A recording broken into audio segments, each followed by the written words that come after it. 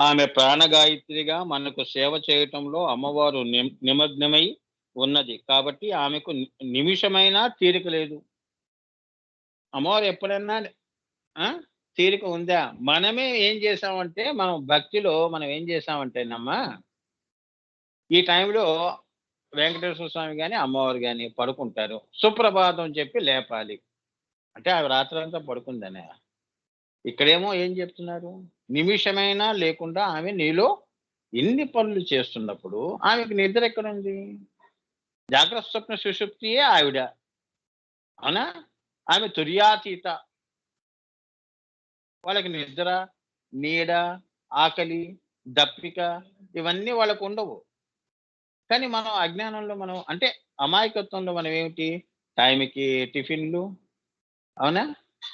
అమ్మవారికి భోజనాలు, మళ్ళీ పడుకుంటుందని పవలింపు సేవలు, అవునా? శ్రీ విద్యగా నువ్వు తెలుసుకుంటే, స్వామి అది ఎంత ఏది ప్రాథమికమైన ఇది అని. అదేంటంటే మూఢభక్తి అంటారు దాన్ని. అంటే, అంటే శ్రీ విద్య వాళ్ళకి తెలీదని కాదు. అమ్మా నువ్వింత అలసిపోయావు. నువ్వు పడుకో. ధ్యానంలో ఉండు. పడుకో అని పాపం అమాయకత్వంగా వాళ్ళకి పవలింపు సేవ, అలానే సుప్రభాత సేవలు చేస్తున్నారు. అంతేగాని అక్కడ భగవంతుడిని నిద్రపుస్తున్నారని, నిద్రని భగవంతుడిని లేపుతున్నారని ఇవన్నీ ఉండవు నాన్న. ఆమె ఎప్పుడు గూడా ఎవర్ కాన్షియస్, సూపర్ కాన్షియస్ అన్నమాట. అర్థమైందా? తుర్యాతీతంలో వాళ్ళెప్పుడు కళ్ళు మూసుకున్నా అన్నీ గమనిస్తూ ఉంటారు. వాళ్ళకి శరీర స్పృహ అనేది ఉండదు. హ్మ్. అమ్మవారేంటంటే పరంజ్యోతి స్వరూపం. అన్నీ తన నుంచి వస్తున్నాయి. తన నుంచి తుర్యాతీతం నుంచి తుర్య వచ్చి, తుర్య నుంచి సుషుప్తి వచ్చి, సుషుప్తి నుంచి స్వప్నము వచ్చి, స్వప్నము నుంచి జాగ్రత్త అనే సృష్టిని చేసింది. నేను మీ అందరికంటే పైనున్నానురా! నేను నిద్రపోవటం ఏంటి? పోతే నువ్వు నిద్రపోవాలి. ఇగో సూర్యుడు వస్తున్నాడు. ఇప్పుడు లే జాగ్రత్త. రాత్రి మరి సాయంత్రం వెళ్ళిపోతున్నాడు. చంద్రుడుగా వస్తున్నాడు. అది నీకు చల్లదనాన్ని ఇస్తుంది కాబట్టి నిద్రపో. నేను ఈ అన్నిటికి అతీతంగా నేను బిందువులో కూర్చొని ఉంటాను అని. ఇలా మీ సింపుల్ భాషలో చెప్తుంది. అర్థమైందా? ఇప్పుడు ఈ జాగ్రత్త, స్వప్న, సుషుప్తి, తురియ హ్మ్. ఈ ఈ 4 కాన్షియస్‌లో ఉన్న ఈ సృష్టంతా గూడా ఎవరు నిద్రపోతున్నారు? ఎవరు లేస్తున్నారు? ఎవరు పడుకుంటున్నారు? చెప్పండి. మనం పడుకొని లేచి నువ్వు గూడా పడుకొని లేచావమ్మా అని ఆమెకి జెప్తున్నాం. అవునా? నీవు పడుకోవటము నేనే. నువ్వు నిద్రపోవటము నేనే. నువ్వు జాగ్రత్తలో ఉండటము నేను గమనిస్తున్నాను. నువ్వు సుషుప్తిలో ఎలా ఉన్నావు? ప్రాజ్ఞుడు. అక్కడ గూడా నేను ఉన్నాను. తుర్యంలో నువ్వు ఎలా ఉన్నావో, నన్ను ఎలా చూస్తున్నావో అది గూడా నేను చూస్తున్నాను. తుర్యాతీతంలో నేనే నువ్వవుతావు. అదనమాట. అంత శ్రీ విద్య ఇందులో ఈ నామంలో పెట్టారు. జ్వాలామాలిని తాక్షిప్త వహ్ని ప్రాకారం మధ్యగాని. ఈ వహ్ని ప్రాకారం ఏంటో ఇప్పుడు జెప్తాను. అమ్మవారు ఈ నవరాత్రుల్లో మణిపురంలో ఆ వహ్ని ప్రాకారం ఎలా ఉంటుందో చెప్తున్నారు. అక్కడున్న అమ్మవారు ఎవరో ఇప్పుడొస్తాయి ఇవన్నీ. హ్మ్. అట్టి ఆ తల్లిని కృతజ్ఞతతో మనం కృతజ్ఞతతో ఏం చేయాలి? ఒక్క నిమిషమైనా కూడా తలుచుకోవడానికి మనకి సమయం లేదు. ఇదే మాయా స్వరూపం. ఏమన్నా అంటే మన ఇంటి గురించి మాట్లాడతాం. కారణాలు చెప్తాంగా. ఈ రోజుల్లో కారణాలు ఇప్పుడు టెక్నాలజీ వచ్చి ఏం చేసేసింది? ఎవరిని కలవకుండా చేసేసింది. అంతేగా? అదే శాపం మనకి. పోనీ ఏమన్నా మెసేజ్‌లో డీటెయిల్‌గా మాట్లాడుతున్నామంటే, bye I will meet you in some other message or later on will talk. చించిన one short text SMS. WhatsApp కూడా ఎస్ఎంఎస్సే. Short message text. ఏది? మిమ్మల్ని కలిసి 5 సంవత్సరాలయిందండి. చివరికి గురువు పరిస్థితి కూడా అదే. శిష్యుల పరిస్థితి కూడా అదే. శిష్యులు ఎలా ఉంటారో తెలీదు. టెక్నాలజీ. అవునా? పూర్వం ఏమిటి? మనం పురాణం చెప్తున్నారు అంటే పరిగెత్తుకుంటూ హ్మ్. వంటలన్నీ చేసుకొని సాయంత్రం 6కే ఆ! పక్క గ్రామంలో చెప్తున్నారంటే. అవునా?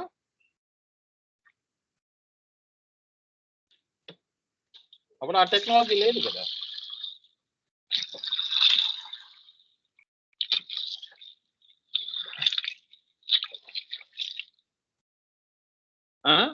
అలా పూర్వం అలా వెళ్ళేవాళ్ళు. వాళ్ళందరూ అలా వెళ్ళి పురాణం చక్కగా కాలక్షేపం 2 గంటలనమాట. వాళ్ళకెంతో అప్పుడు సినిమాలు ఇవన్నీ ఏం లేవు గదా! టెక్నాలజీ లేదు. సో, వాళ్ళకది మెయిన్ ఎంటర్‌టైన్‌మెంట్. అమ్మో! ఇవాళ తొందరగా పని చేసుకొని నేను పురాణ కాలక్షేపానికెళ్ళాలి సాయంత్రం 6కి. నేను 9కి వచ్చేస్తాను. అన్నీ ఇక్కడ పెట్టేసాను భోజనాలు మీరు చేసేసుకోండి అని జెప్పి వాళ్ళలా ఉత్సాహంగా సీనియర్స్ గాని, మిడిల్ ఏజ్డ్ పీపుల్ గాని, పిల్లల దగ్గర నుంచి పరిగెత్తేవాళ్ళు. అంత హుషారుగా ఉండేది. అర్థమైందా? ఇప్పుడు పంచభక్ష పరమాన్నాలు పెట్టినా, పెళ్లి భోజనం పెట్టినా కూడా సరిగ్గా తింటలేదు. అక్కడ ప్రసాదాల కోసం ఎగబడేవాడు. అవును. రాముల వారిది అయింది అంటే ఆ పానకం తాగటానికి కూడా ఎగబడేవాళ్ళం. ఒక ఒక గ్లాస్ తాగితే మళ్ళీ ఇస్తాడో ఇవ్వడో అని మళ్ళీ వెనక్కి వెళ్లి నించునేవాళ్ళం. అవునా? అట్లా ఉండేదమ్మా. ఇప్పుడేమైపోయిందంటే too much of pleasures, too much of luxuries వల్ల ఏమైపోతుంది అన్నిటి మీద విరక్తి పుట్టేసింది. ఇప్పుడు సెల్ ఎవరన్నా మనకి ప్రెజెంట్ చేసినా గూడా, నా దగ్గర ఉందండి వద్దు. పోనీ ఇచ్చాడనుకోండి, అది ఒకటే రోజులు దాకా ఆనందంగా ఉంటుంది. మర్నాడు అది మామూలయిపోతుంది. ఏ వస్తువైనా అంతే. ఇప్పుడు మీరు కొత్త బట్టలు ఈ పండగకి కొనుక్కోండి. ఒకరోజు యేసుకుంటారు. తర్వాత తీసి అవతల పడేస్తారు. మళ్ళీ బయటికి వెళ్ళినప్పుడు అబ్బా! లేటెస్ట్‌గా ఒకటొచ్చింది. అది కొందాం. స్థిరం లేదు. ఆ! ఇది ఎందుకంటే అమ్మా, అదే అంటున్నాడయ్య. అదే మహామాయ స్వరూపం. అంతే ఏంటంటే, చివరికి మెడిటేషన్ అనేది చివరికి అది ఎంతవరకు వచ్చిందంటే, ఈ పొల్యూషన్ స్పిరిచ్యువలిజంలో గూడా వచ్చింది. అర్థమైందా? భగవంతుడు అనే పదార్థానికి కూడా అంటుకుంది ఈ మాలిన్యము. ఇదే మాయ. సో, దీనివల్ల ఏమైపోతుంది, అందరికీ గూడా కష్టం వచ్చింది అంటే వెంటనే అయిపోతుందా? ఏ పూజ చేస్తే అయిపోతుంది. నేనిక్కడున్న ఈ సృష్టిలో ఉన్న అందరితో మాట్లాడేశాను. ఇంతకాలము ఆ! నేను మాట్లాడని వ్యక్తి ఎవరు అంటే అమ్మవారు. ఆమె ఎప్పుడు కనిపిస్తుంది, నాకు ఎప్పుడు నేను దర్శనం చేసుకుంటా. ఆమెతో మాట్లాడాలి. ఆమెకి చెప్పుకోవాలి.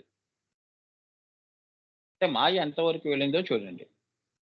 ధ్యానం చేయాలమ్మా అంటే అంత కష్టం స్వామి చేయలేను. మంత్రం చేస్తావా? అమ్మో! అది కూడా ఎన్ని సార్లు చేయాలి? 3 సార్లు చేయొచ్చా? 3000 సార్లు అమ్మో! అవునా? ఎక్కడో అమెరికా వాడిని మన ఇంటికి పిలవాలి అంటే వాడికి కనీసం ఒక వారం రోజులన్నా వాడు చూసుకోవాలా లేదా? మరి ఆ అమ్మవారిని ప్రసన్నం చేసుకోవాలంటే తలకిందులుగా తపస్సులు చేసిన వాళ్ళు ఇప్పుడు గూడా హిమాలయాస్‌లో ఉన్నారు. ఎన్నో జన్మల నుంచి వాళ్ళు శరీరాలు మారుతూ ఉన్నారు. ఎవరికీ మోక్షం ఇవ్వలేదు. ఎవరికీ దర్శనం ఇవ్వలేదు అమ్మవారు. అర్థమైందా? చివరికి దేవతలకు గూడా. అర్థమైందా? దేవి భావతంలో చూసినప్పుడు ఈ ఇంద్రాది దేవతలందరూ గూడా అమ్మవారిని తల్లి నీ నీ వాయిస్ వినిపిస్తోంది. అశరీరవాణిగా చెప్పింది. అని ఆమె ఎలా ఉంటుందో ఎవరికీ తెలీదు. అర్థమైందా? అటువంటి తల్లి నువ్వు పిలిస్తే పలుకుతుందా? నువ్వు పిలిస్తే వస్తుందా? నువ్వేం చేశావు అని అడుగుతుంది. నా మాయలోనే ఉన్నావుగా. సో, ఆ మాయా రూపంలోనే నీకు సరే నన్ను నువ్వు దూషిస్తున్నావు గాబట్టి నీకు నేను నీ తృప్తి కోసం నేను మాయా వేషంలోనే వచ్చి నీకు దర్శనం ఇస్తాను అంటుంది. అర్థమైందా? ఆ! అందుకే మీ గురువుగారు జెప్తుంటారు. మూడో కన్ను దగ్గర నువ్వు చూసిన దేవతలందరూ గూడా వీళ్ళందరూ గూడా మాయా స్వరూపాలు. అంతేగాని అమ్మవారు కాదు. ఏమ్మా! ఇది మర్చిపోవద్దు. అందుకే మూడో కన్ను దగ్గర అమ్మ సాక్షాత్కరించి అది తుర్యంలో నువ్వు ఇప్పుడు దశమహావిద్యల్లో కాళీ అమ్మవారు ఉపాసన చేస్తున్నప్పుడు నీకు మూడో కన్ను దగ్గర మహాకాళి స్వరూపంలో అమ్మవారు కాంతి రూపంలో కనిపిస్తుంది. కనిపించినప్పుడు ఆ మంత్రం వరకు నీకు సిద్ధించింది అని, ఆ దర్శనం అంతవరకే అని. సంపూర్ణమైన దర్శనం కాదు అని. హ్మ్. నువ్వు జూసింది అర్ధచంద్రుడిని, పూర్ణ చంద్రుడిని కాదు అని. షోడశితో కూడుకున్న అమ్మవారు గాదు. 16 కళలతో వెలిగిపోయే లలితా స్వరూపం గాదు అని. ఏకాదశి, ద్వాదశిలా అన్నమాట. అర్థమైందా? మరి పూర్ణ స్వరూపంగా నాకు అమ్మవారు ఎప్పుడు కనిపిస్తుందంటే అదే నువ్వు గావాలి. అదే నువ్వయిపోవాలి. మంత్రమో నువ్వు, మంత్రి నువ్వే. నేను అనే వ్యక్తి మర్చిపోవాలి. శరీర స్పృహ ఉండకూడదు. ఆత్మ స్పృహ కూడా ఉండకూడదు. నేను ఆత్మని అన్నావంటే నేను అనేది ఎందుకొచ్చింది అంటుంది అమ్మవారు. ఆ నేనుయే జీవుడు. అదే మాయ. అర్థమైందా? పారవస్యం ఎలా వస్తుంది? కొందరు కొని తెచ్చుకుంటారు నవ్వాలని. కొందరు ఆకస్మికంగా నవ్వేస్తారు. ఆకస్మికంగా ఆనందం వచ్చేస్తుంది. ఆకస్మికంగా ఏంటంటే తన్మయత్వం వచ్చేస్తుంది. అది. అది నువ్వు అంటుంది. అది ఎలా ఉంటుంది అంటే ఎడతెరిపి లేకుండా నిరవధ్య అమ్మవారు. అదే బ్రహ్మానంద. ఈ ఆనందం ఇలా ఉండి మళ్ళీ వెళ్ళిపోయేది కాదిది. నిత్యానంద, సత్యానంద, బ్రహ్మానంద, పరమానంద. అదే నా స్థితి అదే సవికల్ప, నిర్వికల్ప సమాధులు అంటారు. ఏమ్మా? అది. మూడవది పక్షిక అమ్మవారు. ఏ నామము? జ్వాలామాలిని కాక్షిప్త హైమి ప్రకార మధ్యగాలు పాక్షిక. కాకి దీర్ఘం. పక్షిక అన్నారు. పక్షి అంటేనే ఏమర్థం చేసుకోవాలి? శ్వాస అని అర్థం చేసుకోవాలి. ఏమ్మా? ఇప్పుడు ఈ పక్షికాకి ఎంత అందంగా చెప్పారో చూడండి. ఆ పక్షి ఎలా వస్తుంది మన శరీరంలోకి, ఎలా ఎగిరిపోతోంది చిద్గగన చంద్రికల్లోకి. అదేనమ్మా. పైపక్షి ఏమో ముఖ్య ప్రాణం. నీ శరీరంలోకి వస్తే జీవపక్షి అయింది. మళ్ళీ వెళ్ళిపోతూ మళ్ళీ ప్రాణపక్షిగా వెళ్ళిపోతుంది. ఇది పక్షిక అంటే అది. అదే గాయత్రి. అదే శ్వాస గాయత్రి. ఓకే. పక్షిక అంటే చిన్న పిట్ట, బుజ్జి పిట్ట. అవునా? చిన్నప్పుడు మన వాళ్ళు బియ్యం ఏరుతున్నప్పుడు రాళ్ళు, బియ్యం అలా పడేస్తుంటారు కదా! ఆడవాళ్ళ దగ్గర చూడండి ఈ పక్షులన్నీ వచ్చేవి. బుజ్జి బుజ్జి పిట్టలు. ఆ పిట్ట పక్షిక అంటే. ఇప్పుడు ఆ పక్షులు లేవులేండి. పక్షులు కరువైనాయి. అవునా? అప్పుడు ఎంత దాని ప్రాణం ఇంత బుజ్జిగా ఉండి పుట్టు పుట్టు పుట్టు పుట్టు తింటుంది. 4 గింజలు తినంగానే దాని కడుపు నిండిపోతుంది, ఎగిరిపోతుంది. అది తన శ్రీవారు ఇద్దరూ వస్తారు. అవునా? అది ఎంత అందమైన దృశ్యాలన్నీ కూడా కనుమరుగైపోయినాయి ఏ జీవితంలో. అవునా? చివరికి ఏం మిగిలింది? ఏది మిగలలేదు. సో చిన్న చిన్న ఆనందాలు పోగొట్టుకున్నాం. ఇవి పోని పెద్ద ఆనందాలు వచ్చినప్పుడు అది తృప్తి పడ్డామా అంటే అవి కూడా అనుభవించేసి దాని మీద కూడా విరక్తి తెచ్చేసుకున్నాం. ఇంక నీకు ఏ ఆనందం కావాలి? ఇంక చివరికి భగవంతుడు ఇచ్చే ఆనందమే శాశ్వతం అనేది తెలుసుకొని ఆమెను పట్టుకోవాలి. అంతేగా? అంతే కదమ్మా! ఎవరైనా అంతే. చివరికి నువ్వు అమ్మ దగ్గరే నువ్వు పొందాలి ఆనందం. ఇంకెక్కడా పొందలేవు అని. పక్షిక అంటే అది. పక్షిక అంటే చిన్న పిట్ట. రుద్రయామళం. రుద్రయామళంలో హ్మ్. బ్రహ్మకృతమైన గాయత్రి సహస్రనామాల్లో అమ్మవారిని గరుడ వాహిని. గాయత్రి సహస్రనామాలు చూడండి నాన్న. అందులో అమ్మవారికి ఓం ఐం హ్రీం శ్రీం గరుడ వాహిన్యై నమః ఓం అలా ఉంటుంది. హ్మ్. హ్మ్. గరుడ వాహిని, హంసవాహిని, వృషభవాహిని, సింహవాహిని ఇత్యాది పేర్లతో పిలుస్తారు అమ్మవారిని. అర్థమైందా? ఇక్కడ మన ప్రాణపక్షి రూపంలో, ఇక్కడ మన ప్రాణపక్షి రూపంలో ఆ తల్లి మూలాధారము నుండి సహస్రార పర్యంతము ముఖ్య ప్రాణముగా వెళ్ళి ఇంద్రుని జయించి, ఎంత బాగా చెప్పాడో చాలా జాగ్రత్తగా అర్థం చేసుకోవాలి ఇది. ఇంద్రుని జయించి అంటే ఇంద్రుడు అనే దేవతని జయించటం కాదు. ఇంద్రియములను జయించి. ముఖ్య ప్రాణము మూలాధారంలో నువ్వు క్రియాయోగా చేసి జాగృతము చేసి దాన్ని షట్చక్ర భేదన బ్రహ్మ గ్రంథి విభేదిని, విష్ణు గ్రంథి విభేదిని, రుద్ర గ్రంథి విభేదిని దగ్గర ఇంద్రుణ్ణి జయించటం అన్నమాట. అంటే ఇంద్రియాలకి ఇంద్రత్వము స్వర్గము ప్రాప్తి స్వర్గము ప్రాప్తి అయినది, ఆనందము వచ్చినది. అహం బ్రహ్మాస్మి. ఇంతకంటే స్వర్గము లేదు. నిన్ను నువ్వు తెలుసుకోవటమే ఇదంతా నేనే అనే ఏదైతే ఉందో అది ఇంద్రియములో ఉంటే నీకు వచ్చేది కాదు. ఇంద్రియంని జయిస్తే వచ్చేది అని ప్రాణపక్షి. అదే నీ యొక్క మూలాధారంలో ఉన్న కుండలిని శక్తిని జాగృతం చెయ్యటము, దానిని నువ్వు ప్రయాణింపజేయటము సహస్రారం వరకు. ఆ ఇంద్రుణ్ణి జయించటము అంటే ఏంటి? ఇంద్రియములని అంటే శరీర స్పృహ. ఈ స్పృహలన్నీ పోగొట్టుకొని నేను శరీరధారిని కాను. అలా అన్నమాట. నేను ఆత్మని. పరమాత్మలో నేను ఐక్యమై ఉన్నాను. సముద్రంలో నేను కలిసిపోయాను. నేను ఇప్పుడు సముద్రము కదా! నేను నదిని కాదు కదా!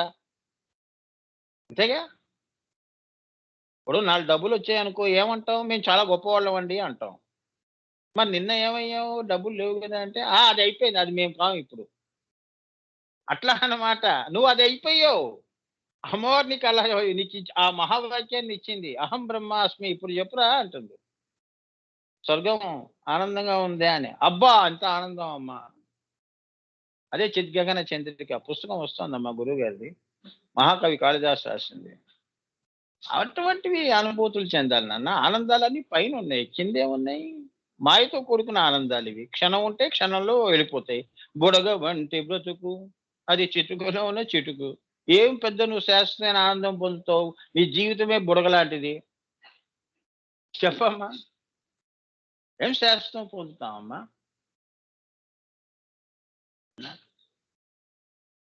పెళ్లి చేసుకున్నా అంతే. పిల్లల్ని కన్నా అంతే. 3 రోజులు ముచ్చట. పెళ్ళైతే ఏముంది? పిల్లలు పుట్టినా అంతే. తర్వాత ఆ మొగుడిని ముటికేలేస్తాం. అవునా? ఆ 3 రోజులు మటుకు ఆయనకి అన్ని సేవలు చేస్తాం. పిల్లలు పుట్టారంటే వాడంతే, ఈమె ఇంతే. అంతేగా? ఇవన్నీ ఆనందాలు ఉండిపోయేవి. హ్మ్. ఇంద్రుడిని జయించి అమృత భాండాన్ని తీసుకొని వస్తుంది అని దానిలోని అర్థం. అమృత భాండాన్ని తెస్తుంది అని. దానిలోని అర్థం. ఇంద్రుడు అంటే మన ఇంద్రియములు సమస్త సుఖములను ఇచ్చేటటువంటి లోకము స్వర్గలోకము. అంటే మూడో కన్ను రుద్ర. హ్మ్. ఇంద్రుని జయించి అంటే శమ దమాది షట్క సంపత్తులను కలిగి ఉండి అని అర్థం. ఈ గరుడు అమృత భాండమును చుట్టుకున్న పాముని కొట్టి తీసుకొని వచ్చినాడు అని మరలా అర్థము. చెప్తాను. ఈ గరుడు అమృత భాండమును చుట్టుకున్న పాముని కొట్టి తీసుకుని వచ్చినాడు అని మళ్ళా అర్థం. అంటే అంతర్యాగ రుహుయాగంలో ప్రాణపక్షి గరుడ. అది అమ్మవారి స్వరూపము. కాబట్టి పక్షిక అంటే ముఖ్య ప్రాణ స్వరూపిణి అని మనలోని సుష్మ అని. అంటే ఏంటంటే పాముని కొట్టి అంటే ఏంటంటే అక్కడ జాగృతము చేసి అని. ఆమె జాగృతం అయింది అంటే ఈ ప్రాణమే సుషుష్మ. ఈ సుష్మయే పక్షి. 3 ఒకటే. 3 వేరు అని పెట్టుకోకండి. ఆమెకి జాగృతం అయింది అంటే ఆ! అంటే పాము చుట్టుకొని ఉందిగా, ఇంకా ఆ చుట్ట విప్పేస్తోంది ఇంకా. ఈ ఈ శక్తి ఇంకా పైకి వెళ్తోంది అని. అది రహస్యం. సో, దీని అన్ని పర్యాయ పదాలు. ప్రాణపక్షి అంటాడు, సుషుష్మ అంటాడు, ఆ! ముఖ్య ప్రాణం అంటాడు. ఇవన్నీ కలిపితే అంతా కూడా అమ్మవారి యొక్క ఈ ఆహ్, సూర్యుడు, సూర్య కిరణాలు లాంటిదన్నమాట. ముఖ్య ప్రాణం అంతా కింద మూలాధారంలో ఉంది కదా! అక్కడ ఒక్కసారి దాన్ని మనం కలిపాము అంటే ఇది ఏం చేస్తుంది? ఈ మొత్తం స్వాధిష్టానంలో ఉన్న కిరణాలు, మణిపురంలో ఉన్న కిరణాలు అంటే ఇక్కడ షట్క సంపత్తి అన్నాడు కదా! షట్క సంపత్తులని అన్నిటిని కూడా తీసివేస్తోంది అని. అమృతం ఎవరికి లభ్యమవుతుంది?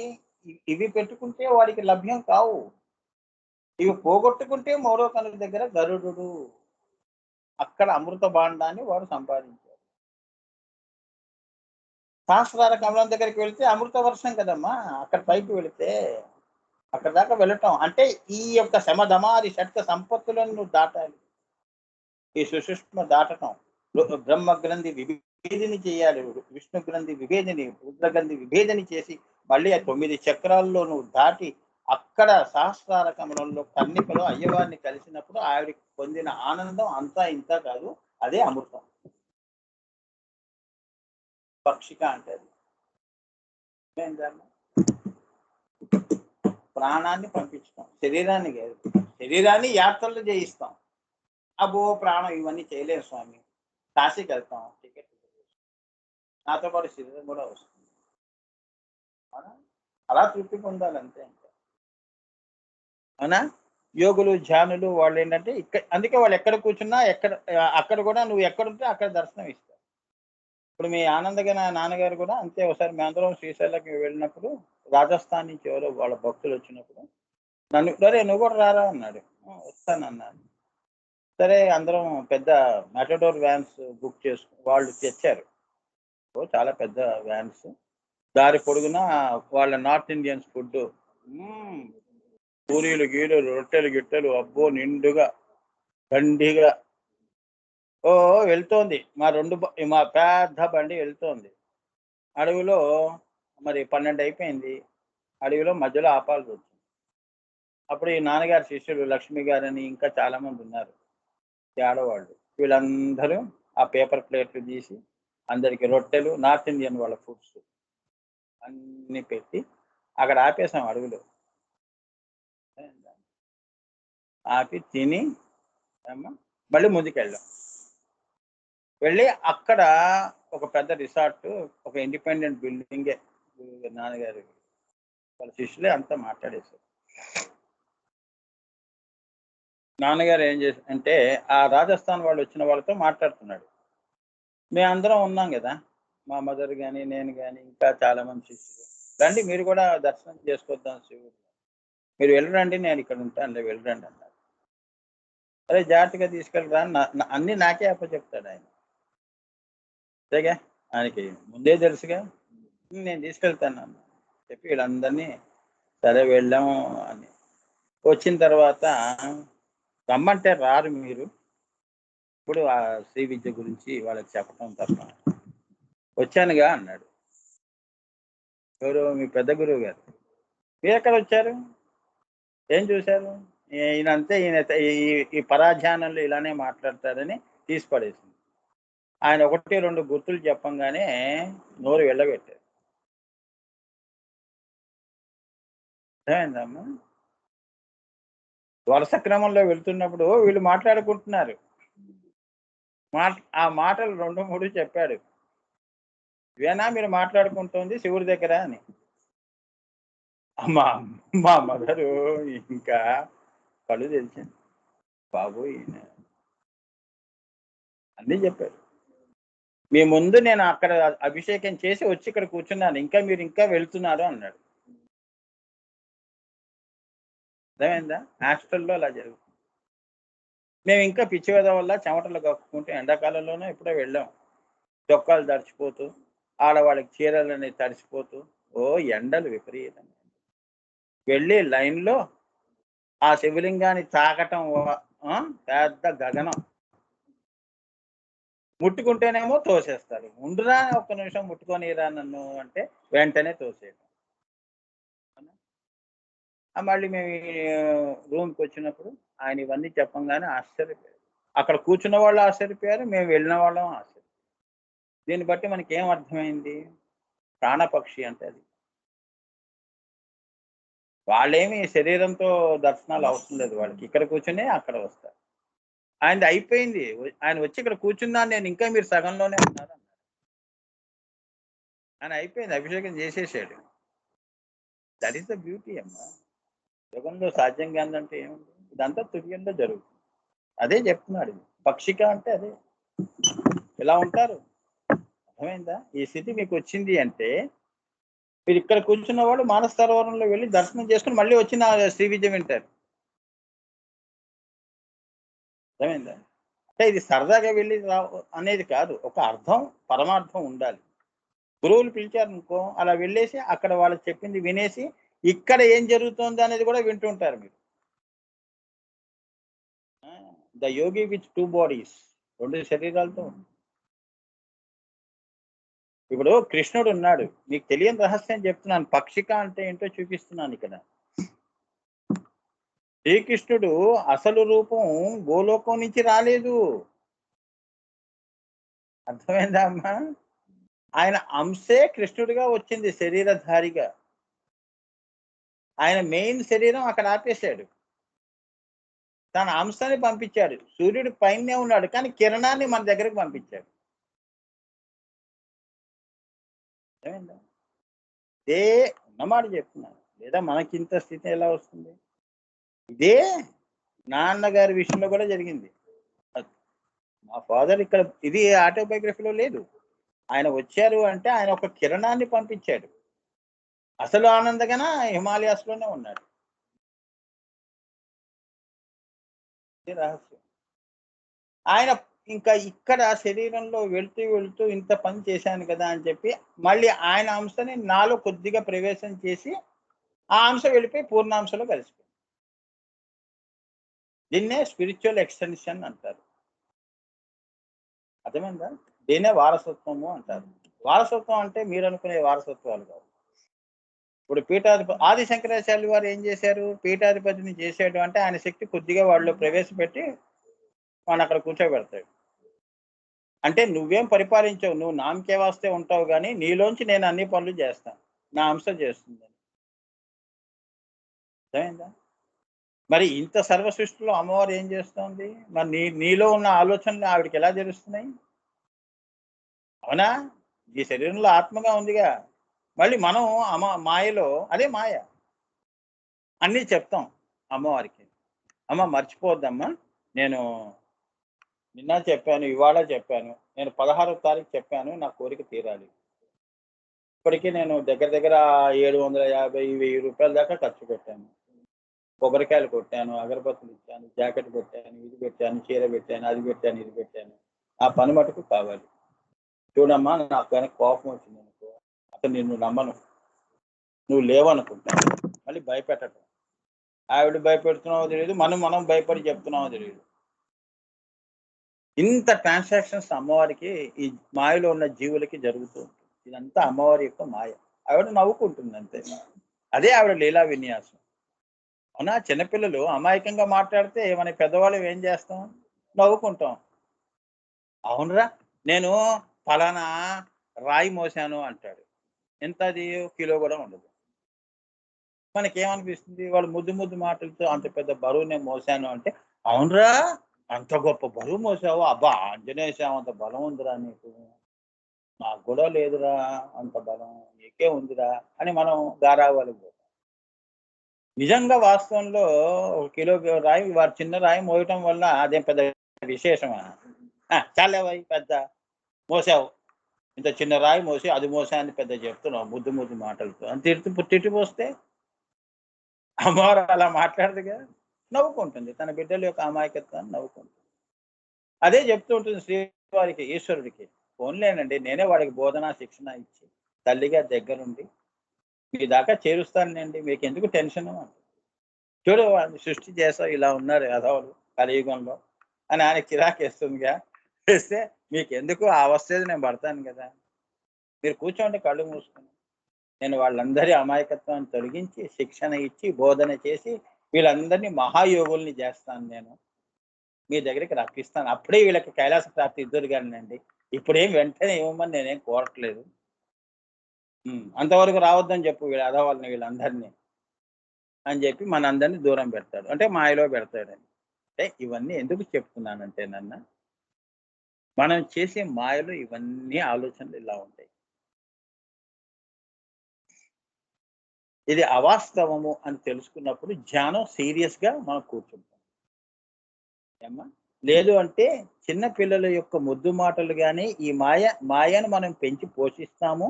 దాన్నే అతి ప్రియాతి ప్రియంగా ప్రేమిస్తాం. మనలో ఉన్న మాయని. అవునా? మనసెప్పుడు దత్తపుత్రుడే. మనసు ఏది కోరితే అది దాని ముచ్చట్లన్నీ, అచ్చట్లు అన్నీ తీరుస్తాం.